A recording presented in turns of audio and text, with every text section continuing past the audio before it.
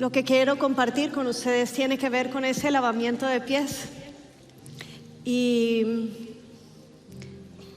me encanta porque esa cena revela mucho del corazón de las personas.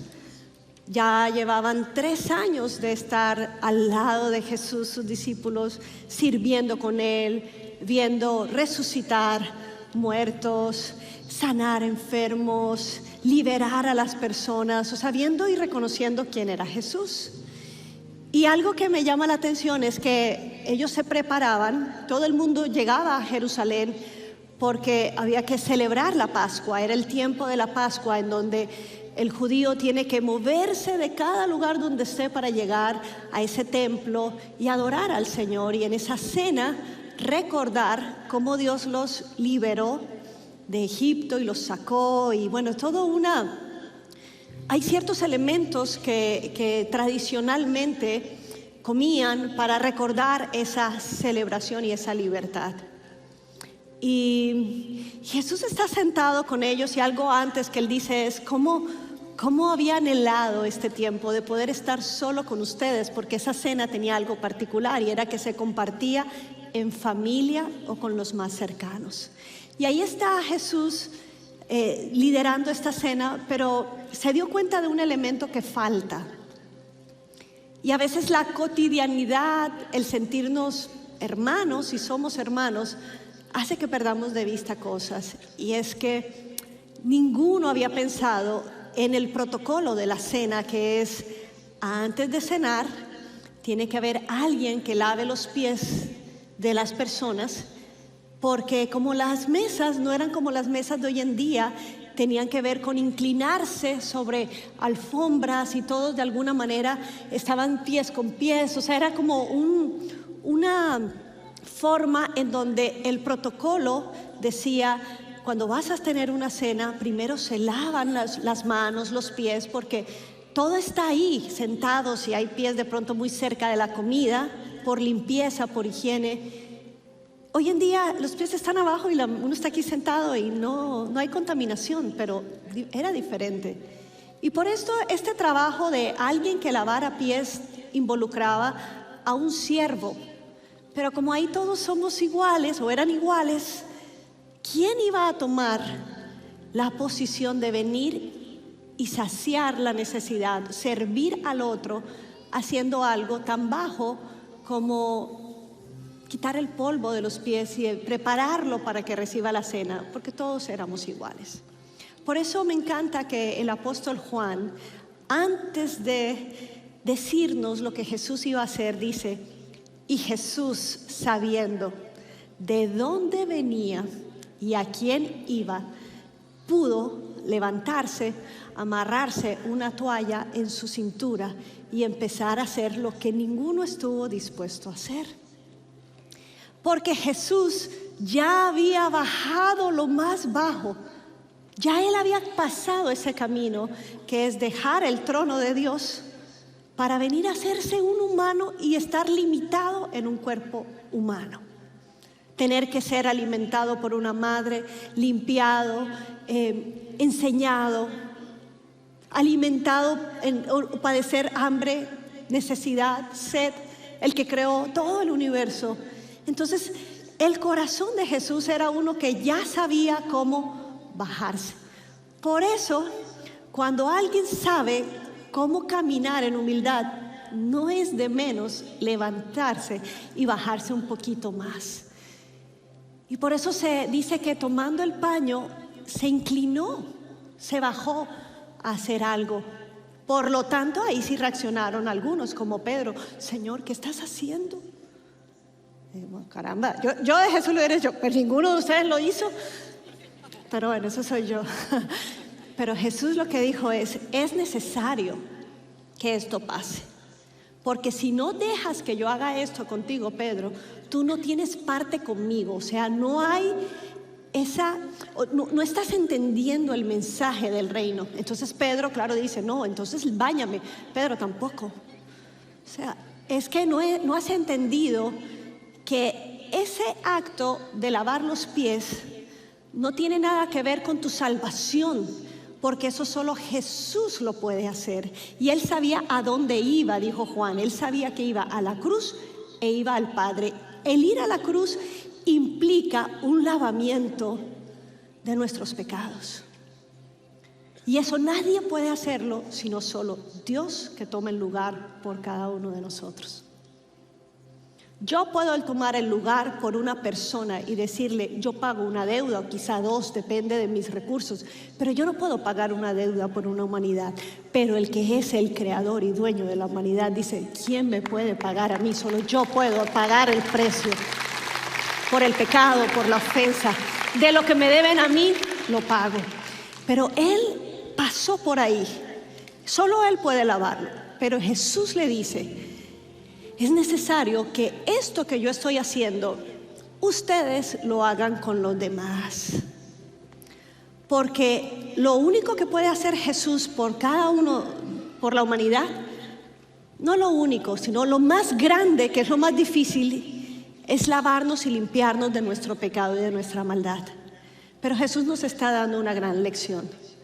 El polvo, las necesidades que tenemos, las cosas de la tierra, necesitamos servirnos y saciarlas unos a los otros. O sea que la iglesia de Jesucristo debe entender que su misión, que es ir a compartir un mensaje, lleva un elemento práctico que es ¿cómo te puedo servir? ¿Cómo te puedo ayudar? Y tal vez no es ni preguntar, es ver y hacer lo que nadie está dispuesto a hacer. Por eso tenemos que recordar la historia. Y solo la iglesia de Jesucristo, solo la gente que se llama cristiano, fueron los que se quedaban en ciudades llenas de epidemias, donde todo el mundo corría, se quedaban cristianos para atender y curar a los que nadie quería. Solo por eso movimientos cristianos pueden levantarse y recoger a huérfanos. Solo personas con un corazón como el de Jesús pueden llegar y servir a leprosos, como sabemos que la historia está llena. Pero este tiempo de la historia, el mundo necesita conocer un mensaje y ver la obra de una iglesia que se sirven los unos a los otros. ¿Por qué? Porque sabe de dónde venimos y a dónde vamos. Solo el que puede servir a los demás es el que sabe que no se pierde nada cuando te inclinas y cuando sirves al otro. Porque eso no te quita, al contrario, te hace semejante a Jesucristo y te hace parte, como dijo Jesús. Pedro, si no te dejas hacer esto, no puedes recibir el mensaje y el corazón del reino de Dios. Es fácil servir al quien admiras, el que está para arriba, pero el llamado de Jesús es servir ahora al que de pronto no tiene nada que darte a cambio. Y cuando hacemos esto, nos estamos pareciendo a nuestro amado Jesús, entendiendo que la verdadera grandeza, y te voy a decir algo, ese acto era súper contradictorio en la sociedad en donde Jesús vivía. Era la época del Imperio Romano, en donde la dignidad, el orgullo, el servir a otro era verse de menos, era humillación. Pero Él entendió lo que es la humildad, que es el que voluntariamente se despoja de Él mismo. Y por eso dice Filipenses 2, dice, por eso, ya que Él no solamente se humilló a sí mismo tomando forma de humano, de siervo, sino que se hizo obediente hasta la muerte, y no cualquier muerte, la muerte de cruz.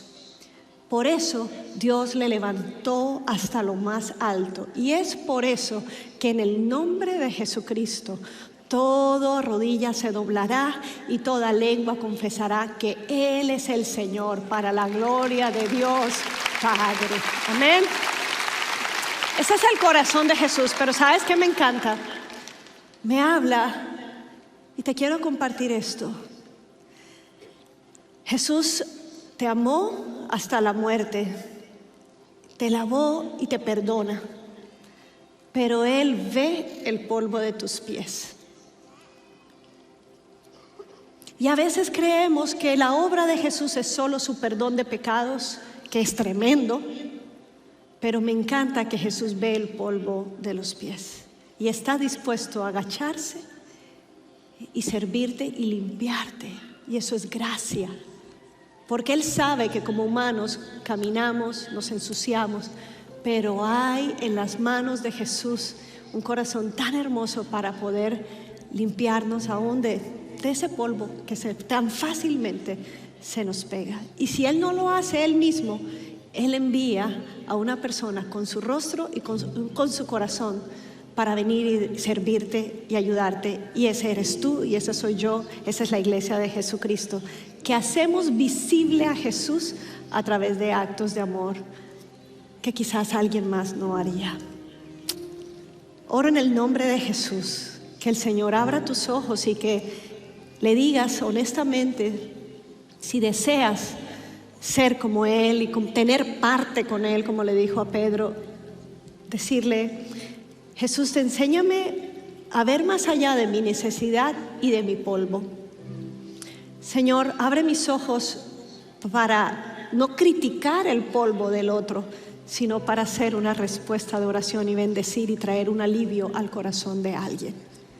Y yo oro en el nombre de Jesús. Aquí somos un gran ejército, que esta ciudad o donde quiera que nos veas será impactada cuando tú entiendes que eres uno que va a hacer visible a Jesús, sirviendo a otro, bendiciendo a otro, que no tiene nada que darte a cambio. Es más, ni te conoce quizás, pero lo que sabe es que hay un mensaje profundo del amor de Dios que quiere venir a sanar, a limpiar, a restaurar y a invitarlos a una mesa y a hacerlos dignos. Jesús nos hace dignos. Y Jesús quiere que este mensaje sea compartido a toda la humanidad por la que Él estuvo dispuesto de dar su vida.